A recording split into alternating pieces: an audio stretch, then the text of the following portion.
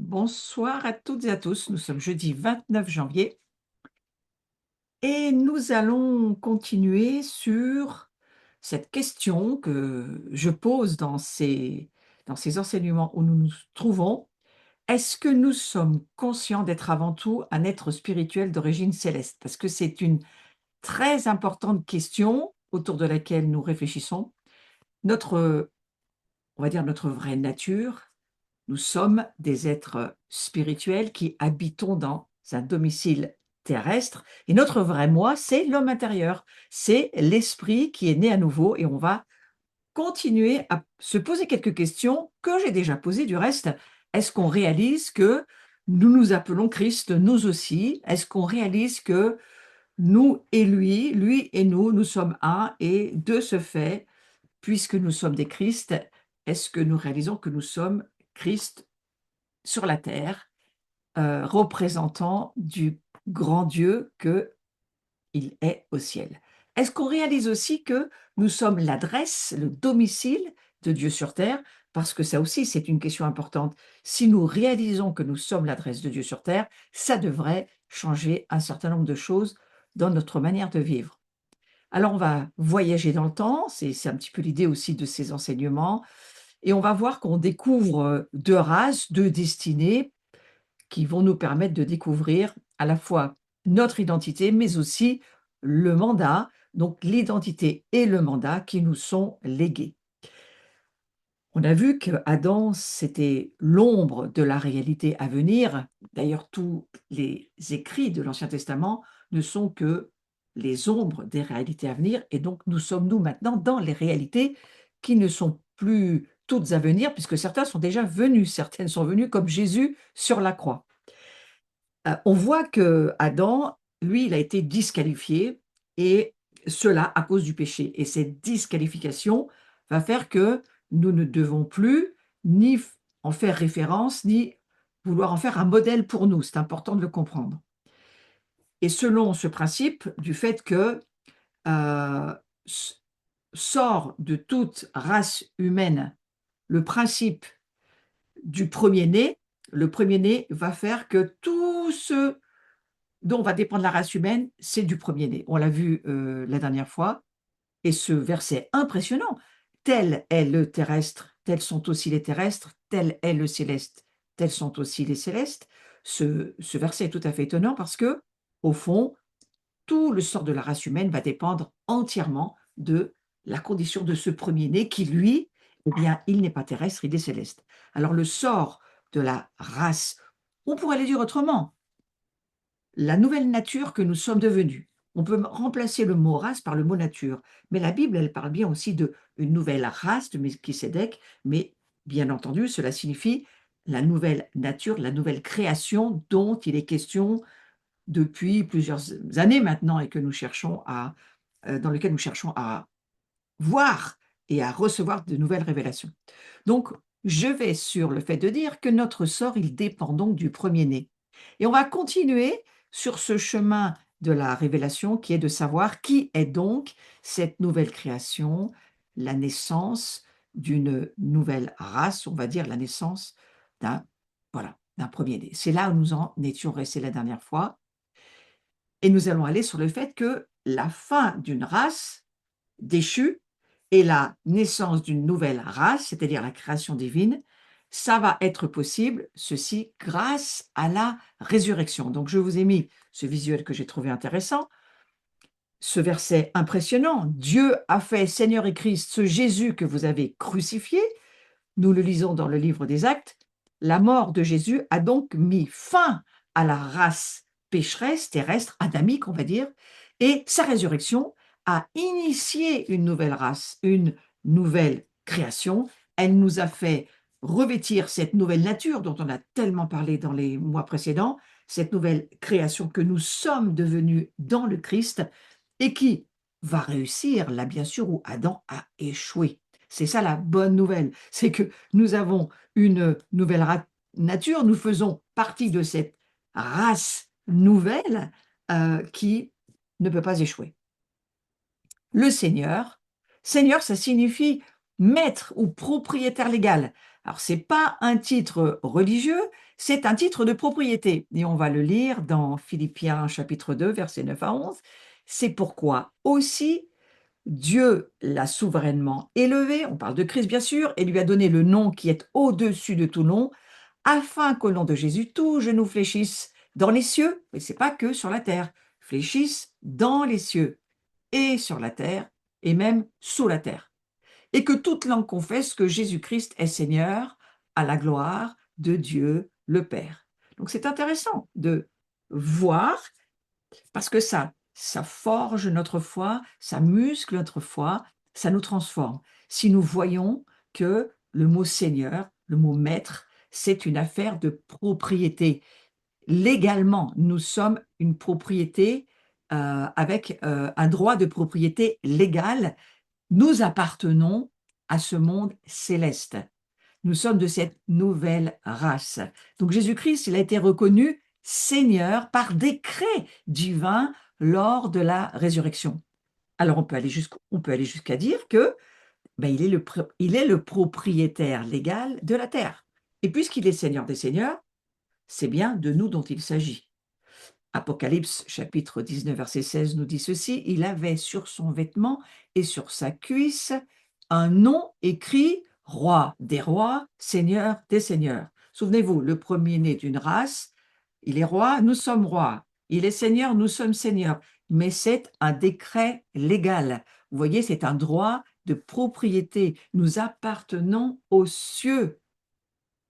Bien que nous pensons que nous sommes propriétaires de propriété sur la terre, si nous le sommes, peut-être que locataires, mais peu importe, notre droit de propriété réel, celui qui est irrévocable, celui qui est sûr, la vérité certaine dans la parole de Dieu, eh bien, c'est que nous appartenons aux cieux et que lui, Jésus, il est le propriétaire et nous aussi, d'une certaine manière, nous lui appartenons. Donc, notre identité, elle est en Christ et on peut dire vous êtes Seigneur. C'est ce titre, Seigneur, qui signifie, je l'ai dit, maître ou propriétaire, par décret divin, Jésus-Christ a été reconnu Seigneur, reconnu à la résurrection en tant que co-héritier avec lui, c'est ce que nous dit Romains 8, 17. Par décret divin, Jésus-Christ a été reconnu Seigneur à la résurrection.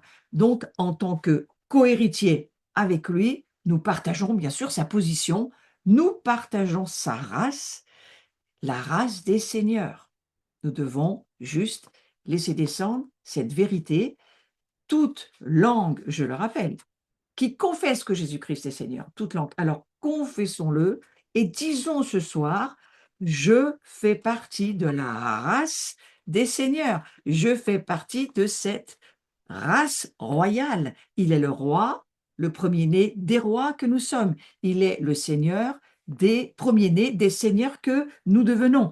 Nous le confessons parce que c'est notre identité dans le Christ. Si quelqu'un nous demandait, alors dans le monde qui n'est pas illuminé par le Saint-Esprit, on ne peut peut-être pas le dire comme ça, mais dans le monde illuminé par l'Esprit Saint et qui, qui entend et qui croit dans la parole de Dieu, c'est extrêmement sérieux. Nous devons prendre au sérieux ce que la Bible dit que nous sommes. Nous sommes de cette race de Melchisédek. Nous sommes, c'est notre identité. C'est pas nous avons des bouts ou nous avons des informations sur des choses qui seraient susceptibles de faire partie de qui nous sommes. Non, non, non, c'est une affaire d'identité. C'est extrêmement fort. Ce soir, nous allons voir, tout est à vous. C'est dans la parole. Nous sommes cohéritiers avec Christ, Romains chapitre 8, verset 17. Or, si nous sommes enfants, nous sommes aussi héritiers, héritiers de Dieu et co-héritiers de Christ. Si, toutefois, nous souffrons avec lui, afin d'être glorifiés avec lui. Logique de l'héritage, nous sommes co-héritiers de Christ, on vient de le lire dans Romains 8, 17. Tout appartient à Christ, ça on le lit dans Colossiens 1, 16. Tout appartient à Christ, toutes choses ont été créées par lui, en lui et pour lui. Souvenez-vous, nous sommes propriétaires en vertu de notre positionnement en Christ. Nous avons tout pleinement parce que Colossiens 2,10 nous dit: «Vous avez tout pleinement en lui, qui est le chef de toute domination et de toute autorité». Nous le lisons, nous l'entendons. Maintenant, il faut prier pour que, par la puissance du Saint-Esprit, nous puissions le voir. C'est extrêmement important de le voir. Parce que si nous le voyons par la foi va attraper la révélation et elle va nous transformer, elle va activer en nous quelque chose qui va nous transformer sur ce que nous sommes en train de lire. On va reprendre le visuel. Nous sommes propriétaires en vertu de notre positionnement en Christ. Colossiens 1,16 qui nous dit, je vous lis le verset, je vous le relis, tout appartient à Christ. Il faut quand même considérer cette parole. Tout appartient à Christ. Avec tout ce qu'on entend aujourd'hui, tous ces empires qui veulent reprendre le dessus, on pourrait dire qu'on est dans un jeu de prise de pouvoir d'empire si nous écoutons les actualités du monde dans lequel nous vivons. Et d'une certaine manière, c'est ce qui se passe dans ce monde terrestre, animal, qui n'est pas né de l'Esprit de Dieu. C'est une, on va dire, une lutte de pouvoir et on a le sentiment que les empires se font la guerre et c'est à celui qui sera le plus fort et le plus grand qui pourra faire valoir sa souveraineté. Heureusement que ce n'est pas comme ça dans les cieux. On est très content que ce ne soit pas comme ça dans les cieux. Et nous, en tous les cas, nous lisons ce que la Bible nous dit, que tout appartient à Christ. Et lorsque nous prions, nous devons absolument en avoir la conscience. Surtout les guetteurs, les intercesseurs que nous sommes, qui nous formons pour avoir des révélations plus profondes de qui est le Christ, pour que nous puissions voir qui nous sommes nous aussi, et pouvoir voir aussi ce que la parole de Dieu nous dit. Alors si Christ est le propriétaire et que nous, nous sommes les copropriétaires, que tout est à Christ, donc tout est forcément à nous. Si la tête possède les choses, le corps aussi, hein, on en fait partie, sachant que c'est lui la tête, mais nous, nous sommes le corps.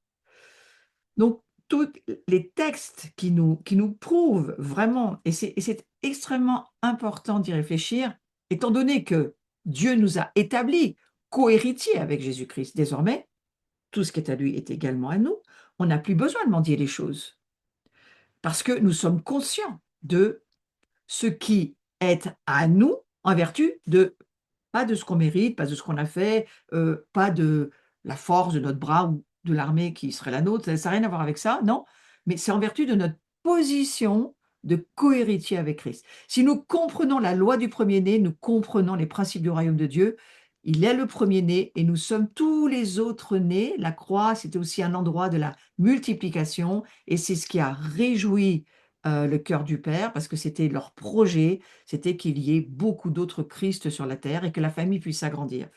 Et finalement, c'est notre position en Christ qui fait que nous n'avons plus besoin de mendier, nous avons besoin de voir comment ça fonctionne dans les cieux. Et si notre foi, elle est fondée sur ces révélations, alors nos prières vont changer et je crois que les résultats de nos prières vont aussi changer. Donc nous sommes, je le redis également, Seigneur, c'est-à-dire des propriétaires de la terre. Alors on va lire 1 Corinthiens chapitre 3 versets 21 à 23. Vous en avez un petit bout sur l'image. Que personne donc ne mette sa gloire, non c'est le visuel précédent, que personne d'autre ne mette sa gloire dans des hommes, car tout est à vous. Soit Paul, soit Apollos, soit Céphas, soit le monde, soit la vie, soit la mort, soit les choses présentes, soit les choses à venir, tout est à vous et vous êtes à Christ et Christ est à Dieu. C'est un passage extraordinaire. Je vous relis, je suis sur 1 Corinthiens 3, versets 21 à 23. Donc, que personne ne mette sa gloire dans des hommes. Alors ça, c'est quelque chose qu'on doit établir au fond de nous-mêmes, dans ce qui se passe face au monde et ce que le monde nous fait voir tous les soirs aux actualités. Que personne ne mette sa gloire dans des hommes, car tout est à vous. D'une certaine manière, ça veut dire, soyez pas inquiets, ne vous battez pas pour ce qui vous appartient déjà. C'est ça que ça veut dire. Ce qui appartient à Christ est à nous, les croyants, et donc nous ne devrions pas être inquiets parce que nous devrions savoir que tout est déjà à Christ, donc tout est déjà à nous. C'est une certitude. D'ailleurs, si on lit le livre de Daniel, on se rend compte que dans le livre de Daniel, il y a, dans ce chapitre, des versets qui disent que le royaume de Dieu appartient aux saints. Il a été donné, les saints vont posséder le royaume. Donc c'est quelque chose qui nous dépasse, mais quand même que nous lisons dans la parole de Dieu. Et je lis au verset 22, toujours de 1 Corinthiens 3, soit Paul, soit Apollos, soit Céphas, soit le monde, soit la vie, soit la mort, soit les choses présentes, soit les choses à venir. Il fait le tour, hein, il ne peut pas aller plus que ça. Il est en train de nous dire, tout ce qui est à nous. Tout est à vous. Vous êtes à Christ et le Christ est à Dieu. C'est un verset qui demande quand même de la méditation et qui nous fait vraiment réfléchir. Parce que pour avoir un niveau de foi, pour croire cela, mes amis, je crois qu'il faut prier, demander au Saint-Esprit de nous aider à le vivre. Ce n'est pas une information. Une révélation, elle demande à être vécue. Comment allons-nous pouvoir vivre le tout est à vous? Voilà. Alors, on va aller sur ce visuel qui nous dit: «Tout est à lui, donc tout est à vous». Chacun de nous, c'est l'expression directe et complète du potentiel divin. Donc c'est ce potentiel que nous représentons. Vous savez qu'on est semence et que nous sommes appelés à devenir, la croissance de la semence, cet arbre justement dont il est question dans la Bible. Donc bien sûr que ce potentiel, chacun de nous, il est imprégné, il est inspiré par une relation personnelle avec le divin. C'est cela que cela signifie, que chacun de nous est le Christ et que le Christ est l'essence de Dieu. Donc, nous sommes de naissance divine. C'est ça que ça veut dire. Et la parole vivante, je vais vous la lire parce qu'elle est très intéressante sur ce verset de 1 Corinthiens, chapitre 3, verset 21-23. Je vous le lis dans cette traduction, que personne ne mette donc sa fierté dans des hommes, ça veut dire en se glorifiant d'avoir tel ou tel maître, parce que les hommes n'intéressent personne en fait, car tous sont à votre service. Que ce soit Paul ou Apollos ou Céphas, tout vous appartient, l'univers entier est vôtre, la vie et la mort, le présent et l'avenir, tout est à vous, mais vous, vous n'appartenez qu'au Christ, comme le Christ appartient à Dieu. Vous voyez ce mystère quand même, c'est un grand mystère. Quand on lit ce verset, c'est étonnant. Mais nous devons accepter de l'entendre, laisser la foi attraper ce qu'elle peut, continuer à le méditer et continuer à le déclarer jusqu'à ce que les révélations descendent dans l'être que nous sommes, l'être spirituel que nous sommes. On va continuer un petit peu plus sur ce domaine. On va laisser ouvert on va dire la révélation parce que je ne vais pas trop faire de commentaires sur une énormité. C'est une énormité ce qu'on vient de lire, hein. Tout l'univers nous appartient, tout l'univers est à nous. Nous, on est là, on dit: «Oui, oui, oui, bien sûr». Voilà, mais c'est submergent et d'une certaine manière, c'est la vérité. Donc on va juste dire: «Seigneur, viens au secours de notre incrédulité et permets que nous puissions accepter que ça, c'est la vérité». Et qu'on va rentrer de plus en plus dans des révélations qui vont nous aider à le croire. Souvenez-vous, repentez-vous et croyez à la bonne nouvelle de l'évangile du royaume. Ici, il est question du royaume. Jésus est en train de dire, tout le royaume vous appartient. Je suis mort et ressuscité pour que vous puissiez être ce royaume, le voir, y rentrer, exactement ce qu'il a dit à Nicodème, et que vous puissiez aussi, au travers de ce que je vous dis, saisir que ce royaume qui est en vous pour le moment, il doit se développer parce que tout ce royaume m'appartient, et si vous m'appartenez, alors vous pouvez aussi être le propriétaire de ce qui m'appartient. Hein, ce qu'on appelle la copropriété d'une certaine manière. C'est juste étonnant. Et j'ai envie de prier le Seigneur et de lui dire: «Seigneur, s'il te plaît, révèle-nous une part de ce que tu dis dans ce verset, de ce que, Paul écrit, de ce que nous lisons». Tout est pour Dieu sur la terre. Tout est au service de Dieu. Tout est au service du Christ. Et si nous appartenons à Christ, tout ce qui se passe autour est pour nous. C'est pas je ne pense pas qu'il faut le comprendre en termes de seulement, posséder, appartenir, parce que c'est quand on voit que Jésus est un roi serviteur qui se donne, qui est sauve, qui se sacrifie, qui vit sa kénose pour que nous puissions, nous aussi, devenir qui il est. Nous sommes des rois, nous sommes des seigneurs serviteurs. Nous sommes là pour servir le monde. Ce monde, il nous est donné pour que nous devenions sacrifices pour qu'il puisse connaître le Seigneur. Donc, il faut bien remettre les pendules à l'heure. C'est pour ça qu'il nous dit: «Tout vous appartient». Alors le diable, c'est un prince et vous, vous êtes des rois, c'est ce que dit l'Écriture. Si Jésus-Christ est reconnu comme le roi des rois, alors c'est bien de nous dont il s'agit. Et le plus grand titre que Satan possède, eh bien, c'est celui de prince. Jamais Satan est désigné roi dans la Bible, jamais. Jésus, il est lui le roi des rois, on le lit souvent. Si Jésus, c'est le roi, ce roi suprême, hein. Alors on le lit dans Luc, chapitre 23, verset 2. Un petit verset particulier, mais c'est là où, on peut le lire. Ils se mirent à l'accuser en disant: «Nous avons trouvé cet homme excitant notre nation à la révolte», donc on parle de Jésus, «empêchant de payer le tribut à César et se disant lui-même Christ roi». Vous voyez, c'est les ennemis du Christ mais c'est eux qui l'appellent Christ roi. Donc notre lignée, nous continuons dans le développement de ce que la Bible nous dit, votre lignée en Christ, vous êtes roi. C'est ça que la Bible nous dit. Étant donné que Jésus-Christ a été reconnu roi, sa race est une race de rois, si tel est son titre, alors nous sommes les rois sur lesquels il règne. Nous sommes une race royale. Vous le connaissez bien le verset, mais c'est magnifique de le mettre dans le contexte d'aujourd'hui. Pierre dit clairement que nous sommes une race de rois sacrificateurs, et on va le relire. Relisons qui nous sommes dans cette nouvelle création que nous sommes grâce à Jésus-Christ.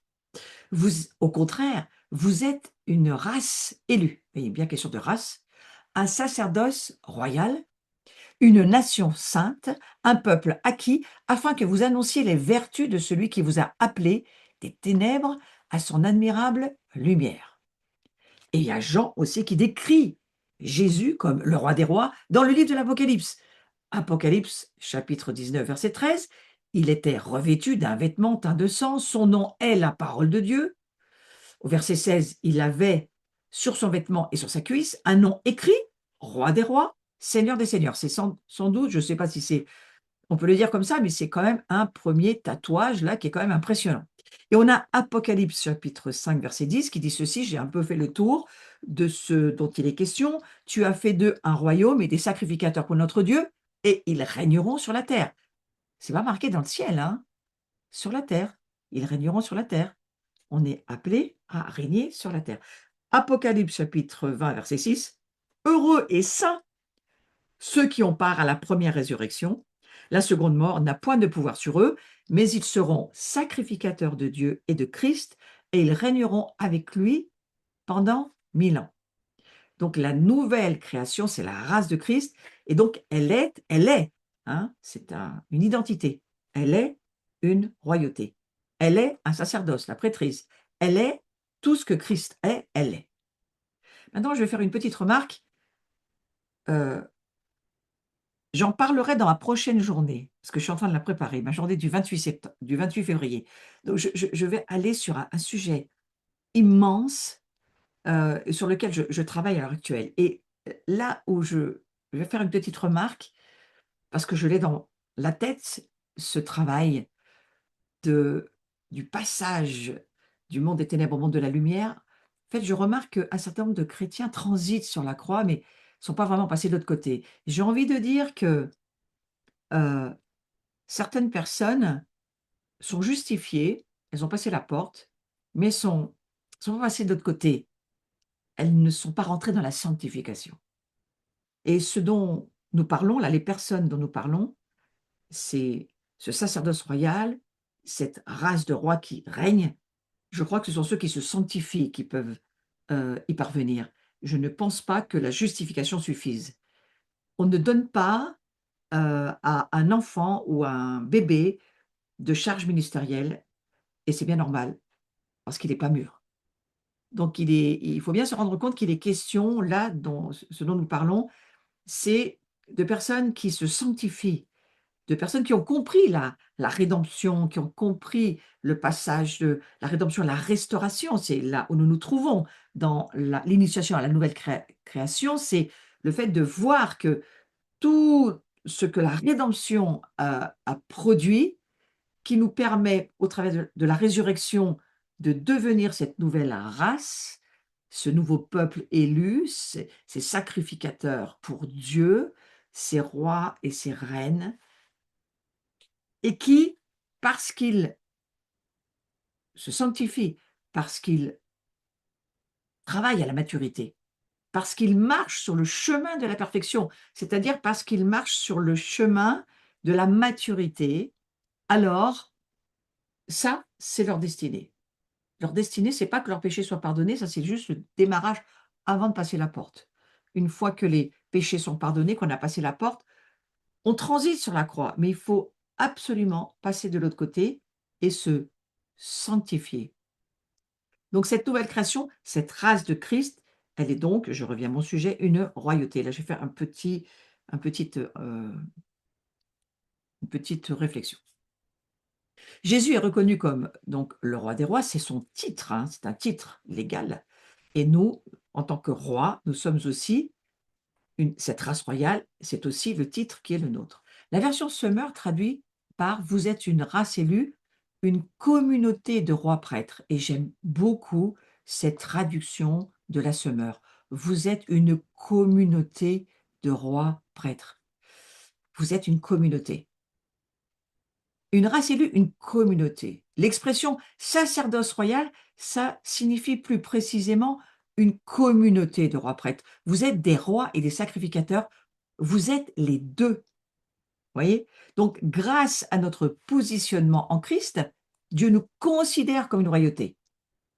Donc, la déclaration apostolique que nous pouvons lire, c'est celle-ci. Vous êtes une race élue, un sacerdoce royal. Ce verset de 1 Pierre de 9, c'est une déclaration apostolique extrêmement importante.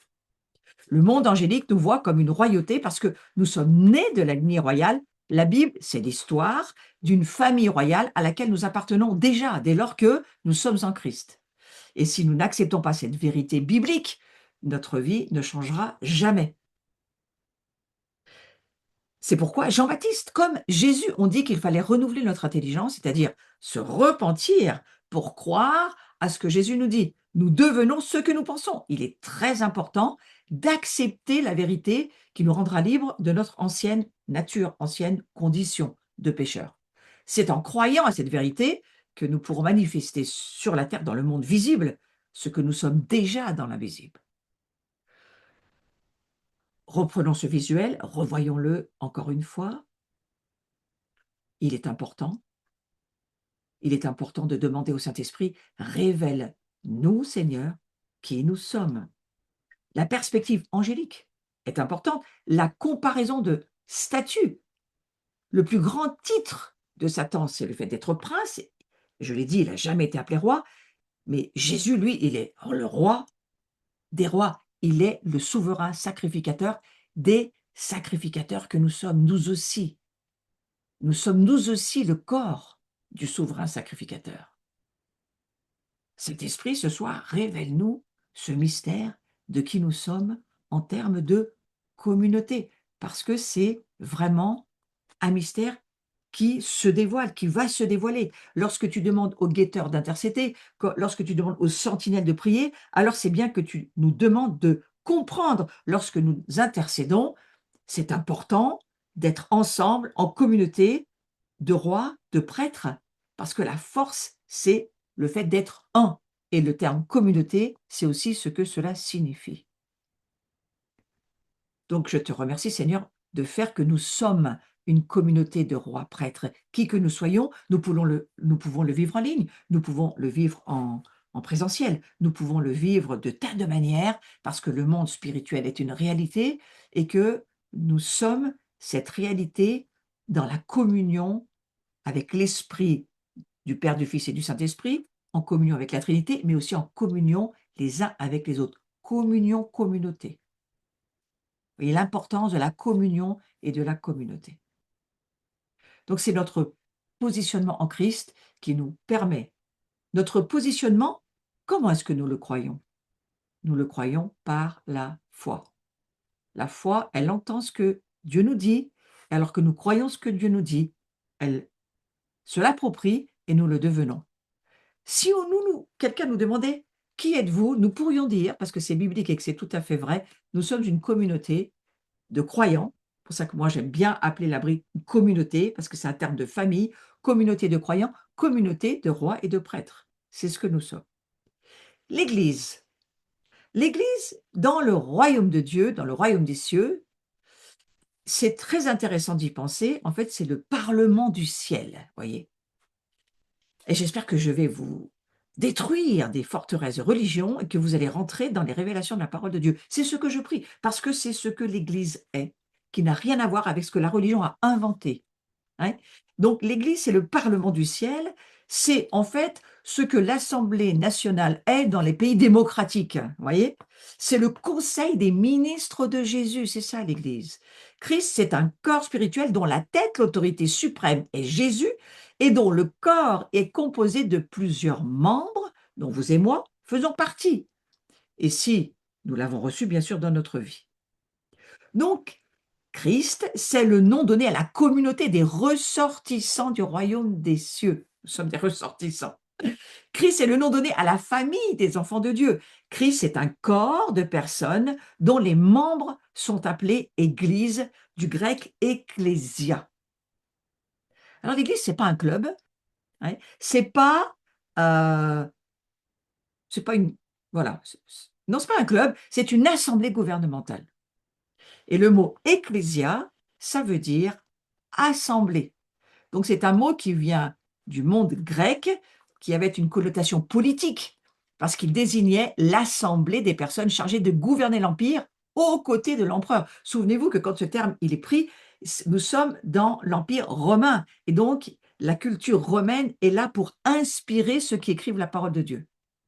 Et Jésus, il a aussi annoncé qu'il était en train de bâtir actuellement son ecclésia, c'est-à-dire son conseil des ministres, l'assemblée des personnes appelées à gouverner la terre à ses côtés. Ça, c'est notre destinée, frères et sœurs. Dans tous les pays démocratiques, il y a toujours une assemblée chargée de diriger la nation aux côtés du gouvernement. Cela n'a rien de religieux, de même que l'Assemblée nationale n'a rien de religieux. Si vous êtes en Christ, alors vous appartenez à la famille des parlementaires du royaume des cieux. La seule différence dans le royaume des cieux, c'est que nous ne sommes pas élus au suffrage universel, mais nous, on a une élection bien meilleure. On est choisi par Jésus-Christ, le roi. Voyez. Oui, alors nous, on a bien plus qu'une élection humaine. On a une élection divine. J'aime beaucoup l'application The Chosen, les choisis, les élus, parce que c'est ce que ça signifie. Christ, il est le corps de personnes que nous sommes, la race que Jésus a commencé à la résurrection. Hein, je dis bien que nous sommes rentrés dans cette dimension grâce à la résurrection. Pensons à la croix, le pouvoir, la puissance de la croix. C'est extraordinaire, la puissance du Saint-Esprit qui va faire naître l'ecclésia que nous allons être amenés à devenir.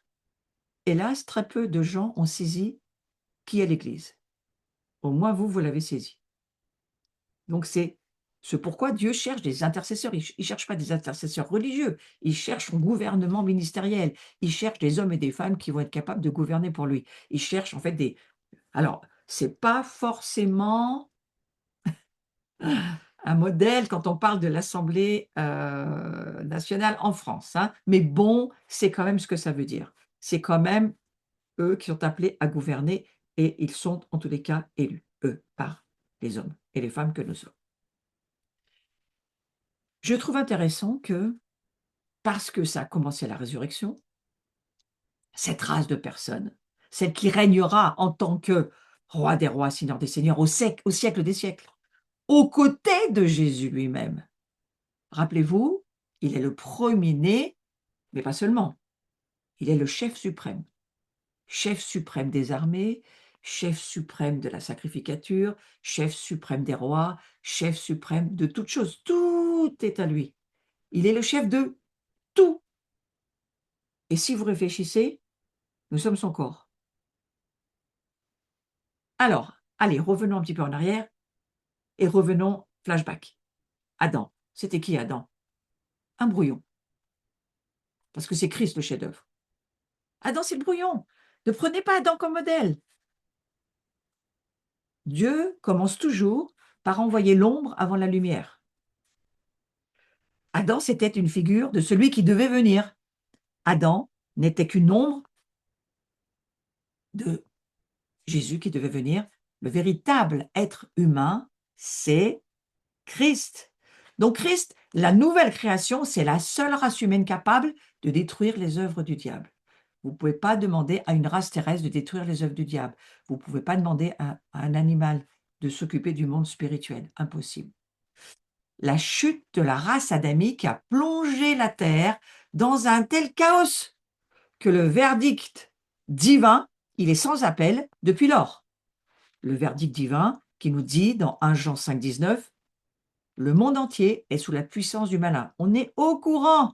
Le monde entier est sous la puissance du malin. Le malin a obtenu le droit d'infliger la race adamique de toutes sortes de maux, de douleurs, de maladies, d'oppressions démoniaques, d'infirmités. Le diable, il a reçu le droit de manger la poussière. Vous vous souvenez, j'en parle dans mes journées sur la délivrance.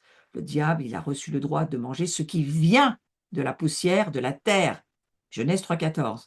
D'où vient Adam? De la poussière. Et c'est parce que l'homme adamique a été tiré de la poussière, de la terre, qu'il est possible au diable de manger. Parce que l'homme terrestre ne produit que des œuvres charnelles, des œuvres, Galates 5, 19, des œuvres qui vont finir dans le démoniaque. Parce que tout ce qui est charnel finit dans le démoniaque. À cause de la chute, Satan a pris l'avantage sur l'homme adamique, mais Dieu n'a pas dit son dernier mot.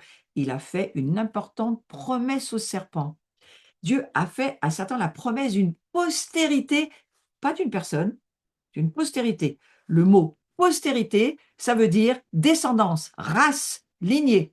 Race, hein, nous sommes la nouvelle race, la nouvelle descendance, la nouvelle lignée. Donc, il a fait cette promesse, Dieu, à Satan et lui a dit, il lui a fait une promesse très forte, on va la lire dans un moment, mais pas une seule personne, je le redis, mais toute une race de personnes. Vous voyez, le mot communauté, communauté, collectif, parce que il n'est jamais question d'une personne quand on parle de l'épouse à la fin de la parole de Dieu, quand on parle de l'ecclésia, il n'est jamais question d'une personne, il est question d'une communauté. Dans sa préscience et dans son amour, Dieu savait que Satan tromperait Adam et le ferait chuter. Il savait que l'être adamique le trahirait et qu'il mourrait un jour. Dieu le savait. Et Dieu il avait préparé son plan de salut pour restaurer l'être humain dans sa position de roi et de gouverneur de la terre. Et l'être humain véritable que Dieu avait à l'esprit, ça n'a jamais été Adam, ça a toujours été Christ. Et le Saint-Esprit, lui, parce qu'il est saint, il nous révèle en effet qu'Adam, la race adamique, c'était qu'une figure, qu'une ombre de la véritable race humaine qui devait être manifestée sur la terre grâce à Jésus-Christ. Romains 5, 14, cependant, la mort a régné depuis Adam jusqu'à Moïse, même sur ceux qui n'avaient pas péché par une transgression semblable à celle d'Adam, lequel est la figure de celui qui devait venir. Il est la figure de celui qui devait venir. Alors j'aime beaucoup la version parole vivante qui dit Adam préfigurait, préfigurait. Adam, c'était juste une figure de celui qui devait venir. On parle bien entendu du Christ. La véritable image de Dieu que Dieu avait à l'esprit. Ce n'était pas un homme faible, fragile, peureux, poussiéreux, vaincu par le diable, par le péché. Ah non, frères et sœurs, c'est juste terrible parfois d'écouter l'Église, de la regarder, dire mais véritablement, ils ne savent pas qui ils sont. La véritable image de Dieu, c'est Christ.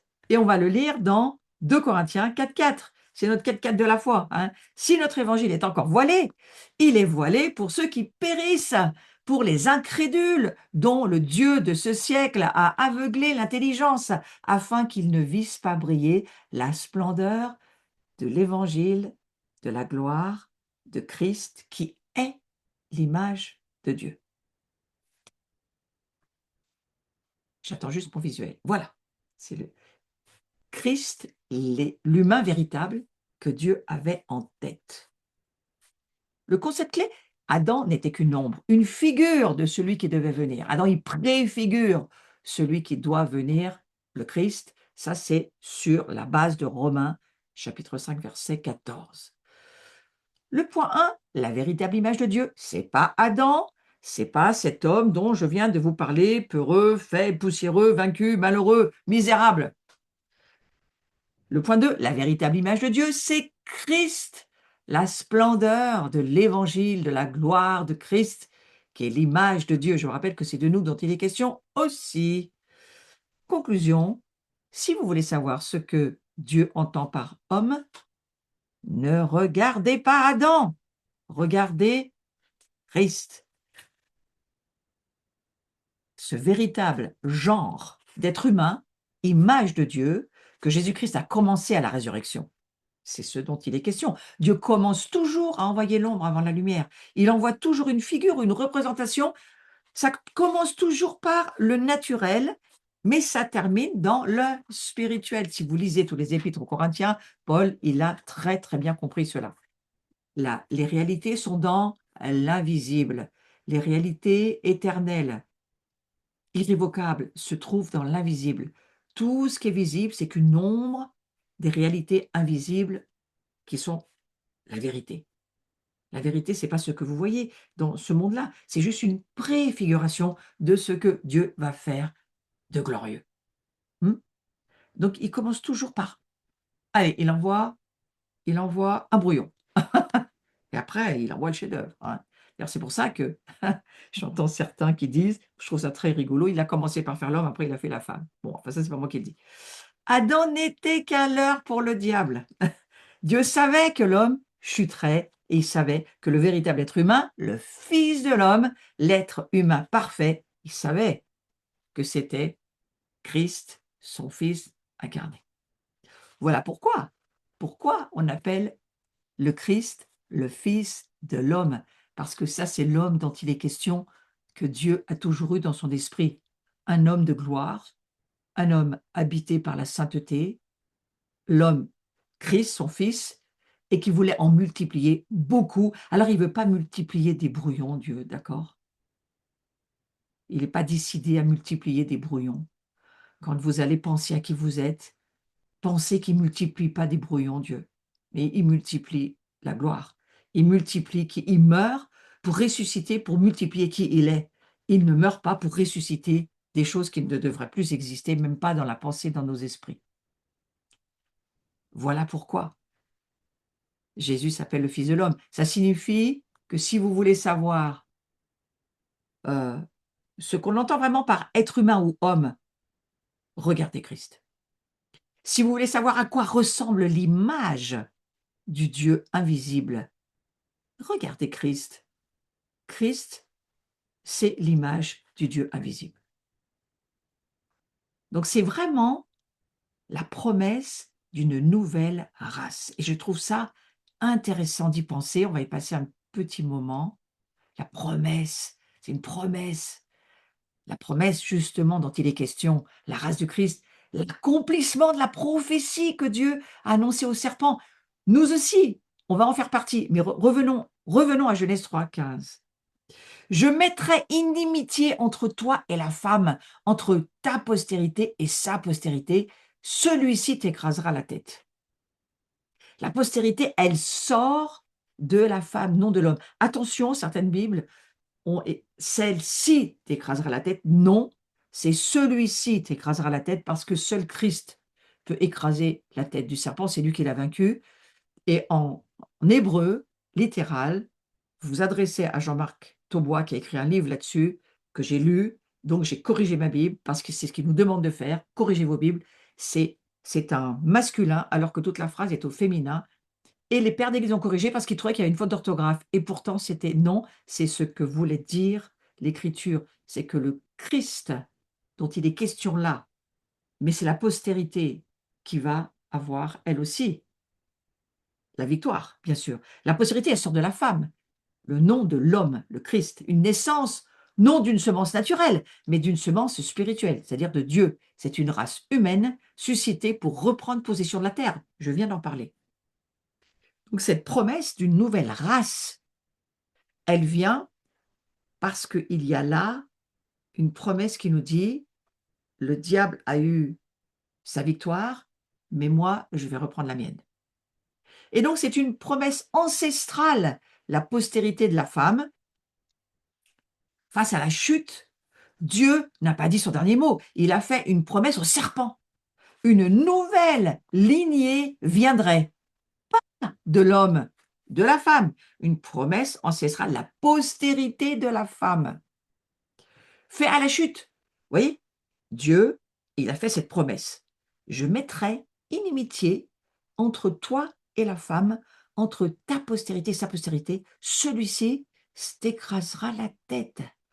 Et comprenez, c'est extrêmement important de revenir sur ce terme postérité, descendance, race, lignée, parce que c'est ça que Jésus vient faire lorsqu'il donne sa vie, il s'offre pour exterminer, faire finir, terminer cette race adamique de poussière, de ténèbres démoniaques, pour qu'une nouvelle race puisse voir le jour, venir à la naissance. C'est ça, la nouvelle création, l'initiation à la nouvelle création, c'est là où nous en sommes.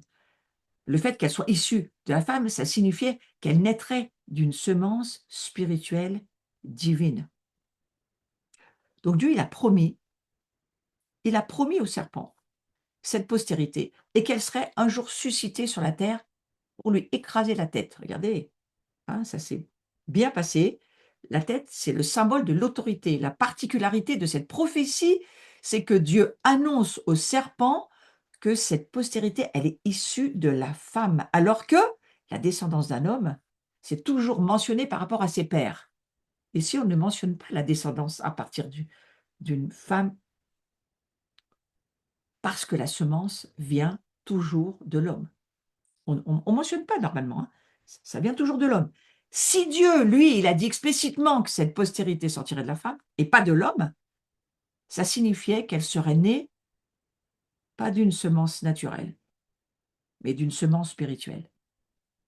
Ça signifie que ce ne serait pas un homme qui fournirait la semence pour engendrer cette race humaine, mais bien entendu que ce serait Dieu.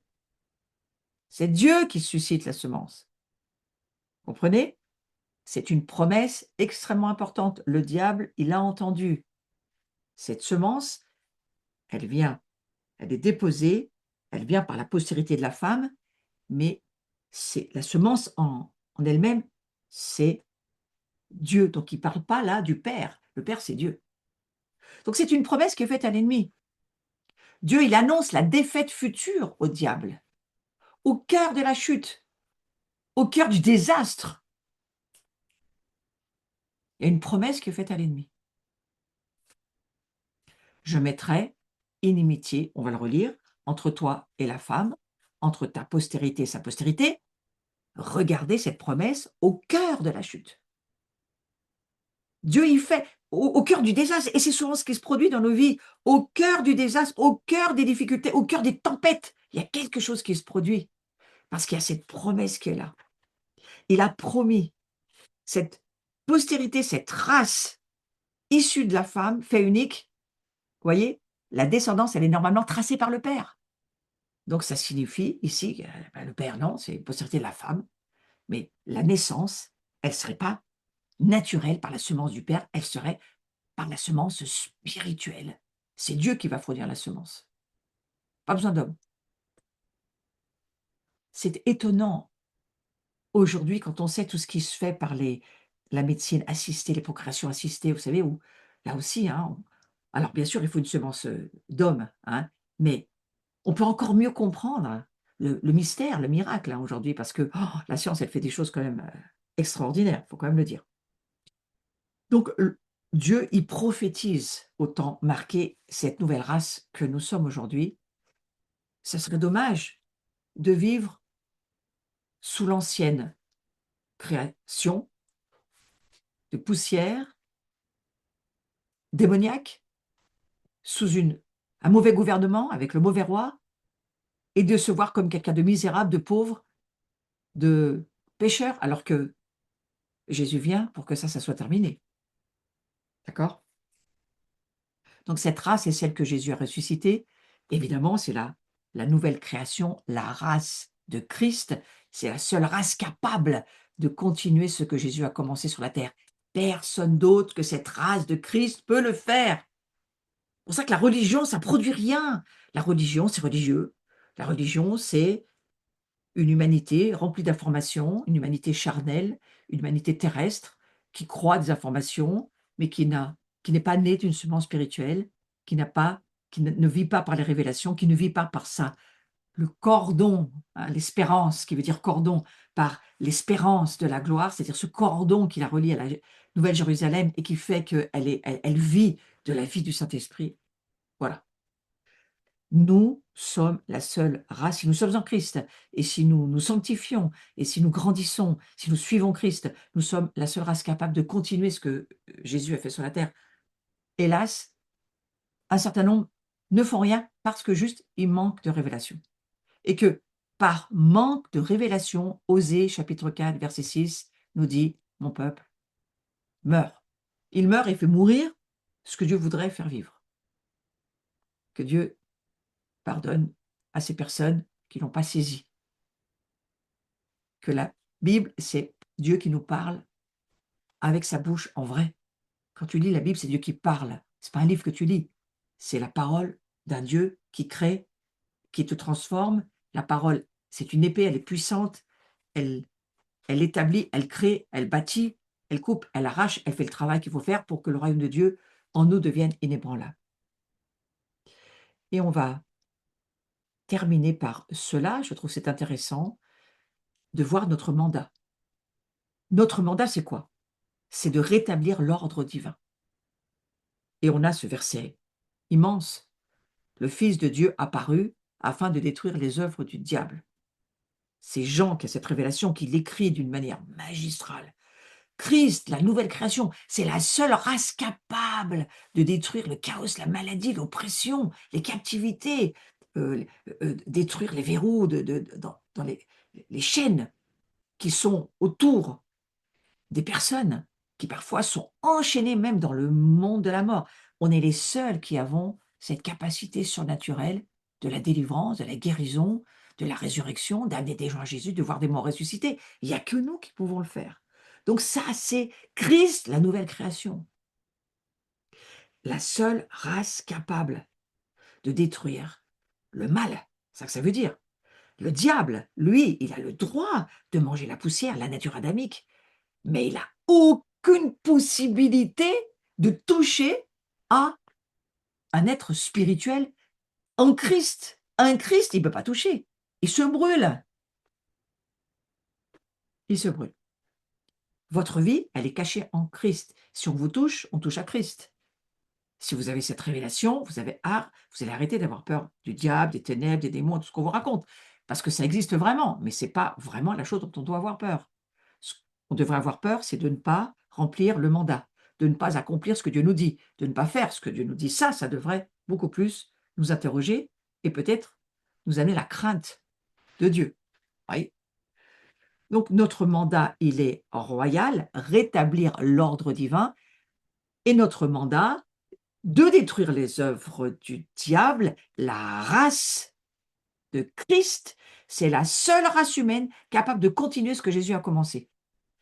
Donc je le redis parce que c'est important qu'on l'entende d'une autre manière. Je le dis 2 fois, et peut-être je l'aurais dit 3 fois si j'avais pu, mais je vais dire 2 fois. Jésus vient pour détruire les œuvres du diable, nous sommes sur la terre pour détruire les œuvres du diable. C'est notre travail. C'est notre mandat. C'est à nous de le faire parce que Christ, lui, est remonté au ciel pour que plein d'autres puissent le faire partout où il se trouve.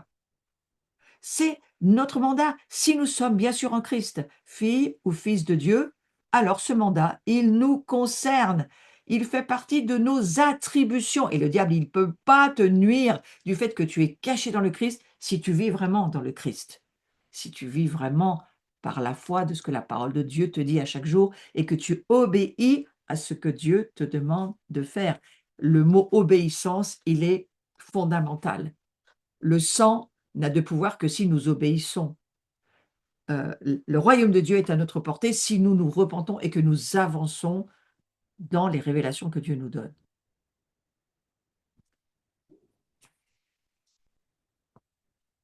Je vais finir avec cela. La nature elle-même attend votre révélation. Christ, c'est la race des fils de Dieu, des filles de Dieu, celle que toute la création attend de voir se manifester sur la terre. Elle attend pas n'importe comment, elle n'attend pas passivement, elle n'attend pas sans rien faire, elle attend avec un ardent désir. La création, elle a une vie, elle est, oui, il y a une vie dans la création, et elle attend avec un ardent désir la révélation des fils et des filles de Dieu. Ça aussi, c'est un grand mystère. La nature, elle ne soupire pas après une nouvelle religion. La nature, quelle qu'elle soit, la création autour de nous, elle ne soupire pas après une nouvelle doctrine. On ne se marie pas à une religion ou à une doctrine. Sachez que nous, on se prépare à être une épouse avec un époux. C'est une vraie vie, c'est un vrai royaume. Il y a un vrai roi, il y a un vrai seigneur. C'est une réalité spirituelle vraie. La création, la nature, elle attend que les enfants de Dieu atteignent la maturité pour gouverner. Et la nature, elle gémit, regardez autour de nous. La nature, elle pleure, elle se déchire, elle a mal, elle souffle, la planète aussi, elle souffle, bien sûr. Donc Jésus-Christ, c'est le premier-né de ceux qui sont morts. Et si le premier-né, s'il est le premier-né, ben, c'est qu'il y en a d'autres. Hein, je l'ai déjà dit. Il y en a d'autres qui doivent le suivre. Donc c'est pour ça que la création, elle sait, il y a des choses qu'elle connaît, et ce désir qu'elle a, cette attente qu'elle a de la manifestation, c'est parce que cette attente-là, elle sait que du moment que la révélation va être là et que la manifestation va se faire, les choses vont pouvoir changer. Donc il est le premier-né de cette race. Et le livre de l'Apocalypse, il parle de la révélation de Jésus-Christ. Il a été écrit pour présenter véritablement Jésus dans sa dimension divine. C'est ça le livre de l'Apocalypse, le livre de la révélation. Ce livre, il révèle Jésus-Christ, le roi des rois. Si vous lisez l'Apocalypse et que vous soulignez tout ce qu'on dit sur Jésus, qui il est, c'est pas le petit Jésus dans la crèche, hein. C'est plus le Jésus humain, c'est le Christ ressuscité, le Christ tout-puissant, celui qui possède tout, tout est en lui, tout est par lui, tout est pour lui. Et c'est ce Christ-là, roi des rois, seigneur des seigneurs, majesté, sa majesté devant laquelle l'univers entier fléchit les genoux au point de confesser qu'il est le Seigneur. Vous avez déjà été, à l'époque, je ne sais pas laquelle, vous savez, quand il y a tous les tournesols dans les champs, puis qu'il y a du soleil, les fleurs, les tournesols, tous les tournesols se tournent. Et chaque fois que j'ai pu voir ça, et que je passais en voyant tous ces tournesols tourner vers le soleil, je me disais, la nouvelle création, c'est comme ça. Elle se tourne, et la création, elle est vivante. Elle connaît des choses. Je ne suis pas dans le New Age, d'accord? Mais la création, elle est vivante. Donc, elle retient son souffle, et on verra ça la prochaine fois. Seigneur, je te remercie, parce que tu nous convaincs de justice, de péché, parce que nous ne croyons pas souvent ce que tu dis dans ta parole, mais tu nous convaincs de justice et de jugement. Tu nous convaincs du fait que tes plans, tes projets, ton cœur de père, ce que tu veux faire pour chacun, chacune d'entre nous, c'est ta parole qui nous le dit. Une race de rois, de reines, serviteurs, venus pour libérer le monde autour de nous, libérer les hommes, les femmes, libérer aussi, d'une certaine manière, la création, et de venir faire le bien sur la terre et de venir manifester le Dieu que tu es. Et nous ne sommes là que pour nous offrir afin que le monde puisse voir qui tu es, alors que nous sommes ensemble en communauté, cette communauté de rois sacrificateurs, pour prier pour que le monde change. Nous avons beaucoup prié mardi soir dans notre communauté pour que l'Iran soit touché, pour que l'Iran voie ce roi de gloire, que même son gouvernement puisse se convertir. Regardez, Saul est devenu Paul, tout est possible. Alors Seigneur, nous te prions pour que nous puissions, nous les guetteurs, les veilleurs, les sentinelles, avoir la compréhension de qui nous sommes et que nous puissions prier dans la révélation de l'ecclésia que nous sommes, assemblée parlementaire, gouvernement sur la terre, pour représenter les cieux, le Dieu que tu es, Père, Fils et Saint-Esprit. Amen. Encourage-nous ce soir, Seigneur. Encourage-nous à voir qui nous sommes, à croire, à méditer sur ces versets et à entrer dans ce mandat de régner avec toi dès maintenant. On ne va pas attendre d'être mort pour régner. C'est maintenant qu'il faut régner, maintenant sur la terre. Que ta volonté soit faite sur la terre comme au ciel. Et que chacun, chacune d'entre nous, nous puissions voir avec nos nouvelles lunettes à infrarouge ce que tu dis, nous en émerveiller, le prier, le croire, jusqu'à ce que la foi nous transforme, nous permette de le devenir. Amen. Amen. Voilà, donc là, le prochain cours aura lieu la semaine prochaine, le 6 février, à 19h. On se retrouve pour continuer sur ces révélations. Ensuite, ma prochaine journée, j'y travaille. Elle sera très intéressante. Et donc, nous allons pouvoir soit la vivre en présentiel, soit la vivre en ligne. Vous pouvez faire les deux, le présentiel étant bien autre chose que le fait d'être en ligne, mais si ce n'est pas possible pour vous autrement, c'est déjà pas mal. D'accord? Donc voilà, on se retrouve le 28 février pour une journée et vous pouvez déjà vous inscrire parce que les inscriptions sont ouvertes. Vous pouvez le faire sur notre site. Je vais faire une école de formation, je la continue. Le samedi 14 mars, nous allons aller sur la pratique de la délivrance, on va dire la compréhension et la pratique de ce qu'est la délivrance dans la parole de Dieu et aussi, peut-être aussi, voir comment ça fonctionne, les démons, comment est-ce qu'ils travaillent, par quelle porte ils entrent, comment se situe ce monde des mauvais esprits. C'est important de le comprendre. Il faut comprendre l'ennemi contre lequel nous nous battons, sinon on risque bien de ne pas bien comprendre le combat spirituel. Voilà, donc ça c'est l'école de formation pour surtout les personnes. Alors vous avez bien compris, hein, c'est notre mandat de chasser les démons, donc cette école c'est pour tout le monde. C'est pour tout le monde, puisque c'est notre mandat sur la terre. Ensuite, on va avoir un week-end avec Esther. Nous recevons Esther et nous allons nous aussi participer, bien sûr, en tant qu'abri. Sur toi, l'Éternel se lève, sur toi, sa gloire apparaît. Voilà, nous voulons vivre ces 2 jours, hein, je crois que c'est 2 jours, 21-22 mars. Ensemble avec, Astrid, et Geyer et toute son équipe de Esther qui viendra du nord, puisqu'ils habitent au-dessus de Strasbourg, à Diemeringen et vous les connaissez parce qu'ils ont déjà fait la maison de Jean avec nous l'an dernier et qu'ils la referont d'ailleurs, la grande maison de Jean, avec nous aussi. Ce sont des personnes elle, en tous les cas, Astrid a un appel pour, Esther et pour lever. Alors ça ne s'adresse pas qu'aux femmes, ça s'adresse aussi aux hommes. Les hommes et les femmes, cette nouvelle génération d'Esther, parce qu'Esther, c'est aussi un manteau homme-femme. Vous êtes invités à l'abri et nous allons certainement entrer dans on va dire un travail prophétique de ce que Dieu va vouloir nous dire pendant ces 2 jours. Donc vous êtes la bienvenue. Je crois que ça ne se passe qu'en présentiel, il me semble bien. Ici, à va se restaurer pour une génération en feu, ça c'est 3 jours avec, notre équipe, moi je serai aussi l'enseignante, mais il y aura bien sûr toute une communauté de rois sacrificateurs qui va fonctionner, c'est l'idée. Vous voyez Christophe qui va venir aussi pour nous aider dans les mouvements prophétiques et nous faire entrer dans ce que nous appelons les actes prophétiques et nous les ferons ensemble. Timothée Vess qui va nous amener son manteau et sa révélation de violoniste, est un magnifique frère dans le Seigneur. Et Laurent, bien sûr, qui, au milieu de tout ça, va nous accompagner, nous amener dans la direction prophétique. Ça va être un temps fort. Venez, ça aussi, ça se vit, surtout en présentiel, surtout. Ensuite, je serai à Fréjus le 23 mai, une journée au bord de la plage, mais pas pour se baigner, mais pour parler de cet amour brûlant et de parler du feu du Saint-Esprit. C'est le sujet, c'est la Pentecôte.